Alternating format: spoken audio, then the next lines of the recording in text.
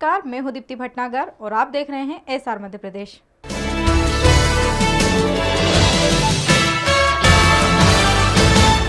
दिल्ली में हुए निर्भया रेप कांड के बाद महिलाओं में सुरक्षा के प्रति जागरूकता दिखने लगी है।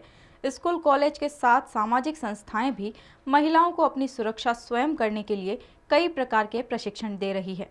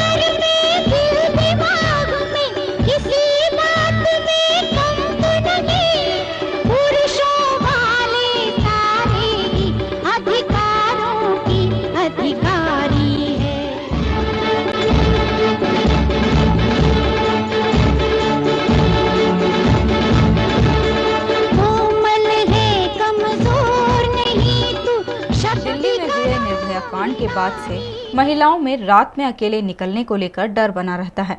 वहीं बात अगर इंदौर की जाए तो इंदौर प्रदेश में अपराधों की राजधानी बन गया है। इन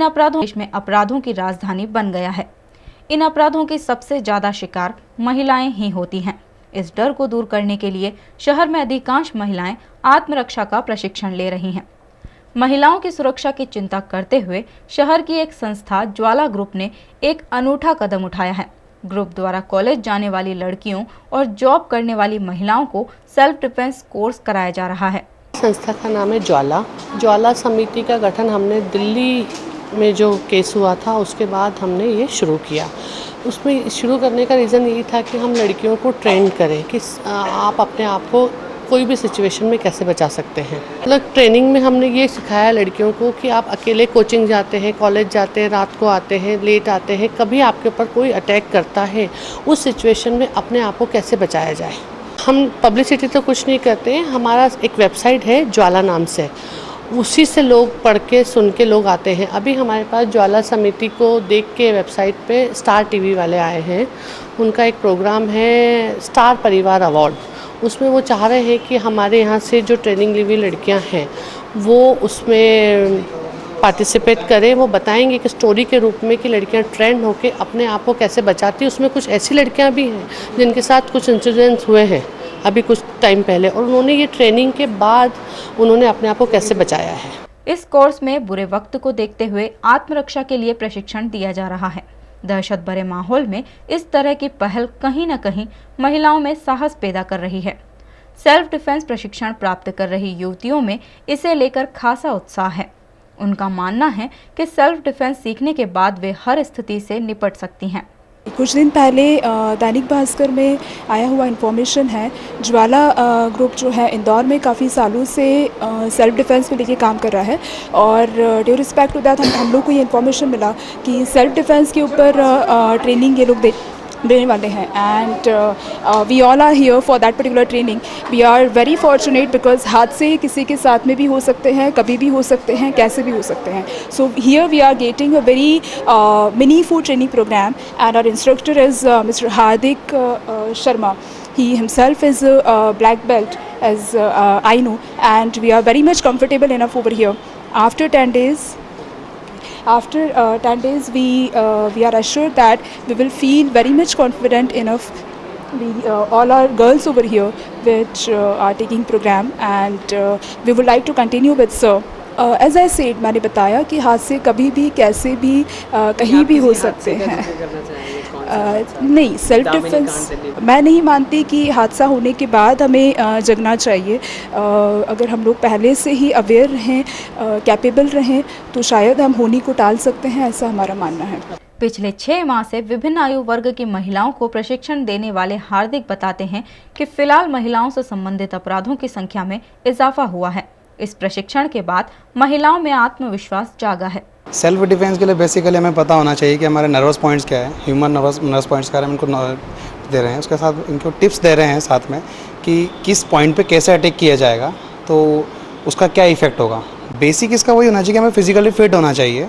देन आफ्टर हमारा कॉन्शियस माइंड से हमें आपको प्रेजेंस ऑफ माइंड हमारा होना चाहिए कि क्या सिचुएशन क्रिएट हो रही है, उस सिचुएशन में हम क्या उसको, हमारे पास क्या इक्विपमेंट्स हैं, हम उसका कैसे यूज़ कर सकते हैं। जैसे 800 to 1000 गर्ल्स को मैं ट्रेनिंग दे चुका हूँ और मुझे इसके कुछ पॉजिटिव रिस्पॉन्सेस हैं।